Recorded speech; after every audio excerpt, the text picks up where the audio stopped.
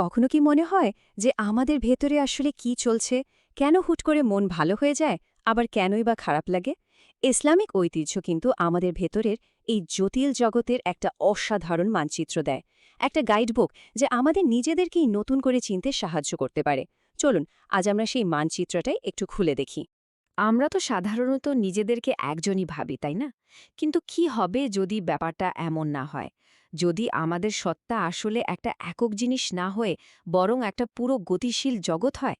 Islamic ঐতিহ্য আমাদের ঠিক এই ভেতরের জগতের দিকেই তাকাতে বলে, যার নিজস্ব নিয়মকানুন আর একটা গভীর মানচিত্র আছে। একদিকে দেখুন, আধুনিক বিজ্ঞান আমাদের মস্তিষ্কের হার্ডওয়্যারটা বুঝতে সাহায্য করে। মানে নিউরনগুলো কিভাবে কাজ করে, আমাদের চিন্তাভাবনা কিভাবে তৈরি হয়। অন্যদিকে ইসলামিক মনোবিজ্ঞান আমাদের আত্মার সফটওয়্যারটা বুঝতে সাহায্য করে, আমাদের সত্তার সেই গভীর গঠনটা আসলে কেমন। মজার ব্যাপার হলো, এই দুটো দৃষ্টিভঙ্গি কিন্তু একে অপরের বিরোধী না, বরং একটা আরেকটাকে সম্পূর্ণ করে। তো এই যে প্রাচীন মানচিত্রটার কথা বলছি, এর মূল উপাদানগুলো কি কি? ইসলামিক ঐতিহ্য অনুযায়ী আমাদের ভেতরের সত্তা মূলত ৪টি প্রধান অংশ নিয়ে তৈরি, আর এরা প্রত্যেকেই প্রত্যেকের সাথে খুব ঘনিষ্ঠভাবে জড়িয়ে আছে। এই ৪টি মূল স্তম্ভ হল নফস, কল্ব, আকল এবং রুহ। এই ৪টি মিলেই কিন্তু আমাদের ভেতরের জগৎটা তৈরি হয়। আমাদের সব অভিজ্ঞতা, অনুভূতি, সিদ্ধান্ত সবকিছুই এদের দ্বারা নিয়ন্ত্রিত হয়। চলুন এবার এই মানচিত্রের আরও গভীরে যাওয়া যাক। আমাদের এই ভেতরের জগতের যাত্রায় প্রথম আলাপটা হবে নফসকে নিয়ে, কারণ এটাই আমাদের সত্তার সেই অংশ যার সাথে আমরা সবচেয়ে বেশি পরিচিত। আমাদের অহংকার, আমাদের আকাঙ্ক্ষা, আমাদের জাগতিক পরিচয় সবকিছুর সাথেই এই নফস জড়িয়ে আছে। একে আমাদের ভেতরের চালকও বলা যেতে পারে। আরও সহজ করে বললে, নাফস হল আমাদের সেই আমি, যেটা এই পৃথিবীতে নিজের একটা পরিচয় তৈরি করতে চায়। আমাদের ব্যক্তিত্ব, আমাদের ইগো, আমাদের যত চাওয়া পাওয়া, তার সবই কিন্তু এই নাফসের খেলা। এই আয়াতটা কিন্তু নাফসের মূল চ্যালেঞ্জটা একেবারে পরিষ্কার করে দেয়, তাই না? একদিকে নাফসের সহজাত কিছু আকাঙ্ক্ষা আছে, আর একদিকে আছে উচ্চতর আধ্যাত্মিক লক্ষ্য। এই দুটোর মধ্যে ভারসাম্য রক্ষা করাটাই কিন্তু আসল সাধনা। ব্যাপার হলো, নফস কিন্তু এক জায়গায় স্থির থাকে না। এর একটা জার্নি আছে, একটা বিকাশের পথ আছে। শুরুতে থাকে নফসে আম্মারা, মানে যে সত্তাটা শুধু নিজের ইচ্ছা পূরণ করতে হুকুম দেয়। এরপর আসে নফসে লাওয়ামা, যখন আত্মা নিজের ভুলগুলো বুঝতে শুরু করে, নিজেকে তিরস্কার করে। আর সব শেষে অনেক সাধনার পর নফসে মুতমাইন্না বা প্রশান্ত আত্মার স্তরে পৌঁছানো যায়। এখন প্রশ্ন হল, নফসের এই কঠিন যাত্রাপথে পথ দেখাবে কে? এখানেই আসে আমাদের ভেতরের দুটো অসাধারণ শক্তিশালী যন্ত্র। একটা হলো কল্ব, আরেকটা আকাল।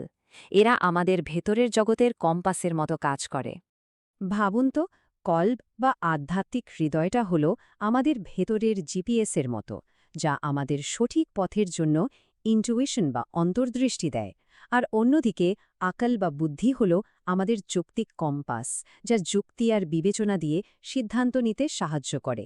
একটা সুস্থ আর ভারসাম্যপূর্ণ সত্তার জন্য কিন্তু এই দুটো জিনিসের মধ্যে দারুণ একটা সমন্বয় থাকা দরকার। কল্বকে এখানে শরীরের অধিনায়ক বা কমান্ডার বলা হয়েছে। একবার চিন্তা করিয়ে দেখুন, এর মানে কি? এর মানে হল আমাদের চোখ কি দেখবে, কান কি শুনবে, এমনকি আমাদের হাত পা কি কাজ করবে, এই সব কিছুর নির্দেশ কিন্তু আসে এই আধ্যাত্মিক হৃদয় থেকে। কারণেই বলা হয়, একটা পরিশুদ্ধ কল্বই পারে আমাদের সঠিক পথে চালাতে। বাহ! এই সংজ্ঞাটা কিন্তু বুদ্ধির ব্যাপারে আমাদের সাধারণ ধারণাকেই বদলে দেয়। এখানে বলা হচ্ছে, আসল বুদ্ধিমান তো সেই, যার বুদ্ধি তাকে কেবল জাগতিক জ্ঞান দেয় না, বরং আধ্যাত্মিক লক্ষ্য অর্জনেও সাহায্য করে। এটাই নাকি বুদ্ধির আসল উদ্দেশ্য। বেশ, এবার আমরা আমাদের ভেতরের মানচিত্রের সবচেয়ে গভীর, সবচেয়ে রহস্যময় আর সবচেয়ে শক্তিশালী অংশটার দিকে যাব।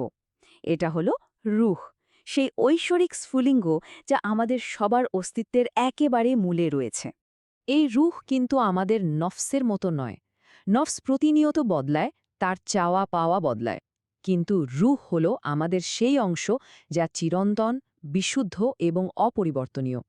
এটাই আমাদের সৃষ্টার সাথে সরাসরি সংযোগ স্থাপন করে আর আমাদের মানুষ হিসেবে এক বিশেষ মর্যাদা দেয়।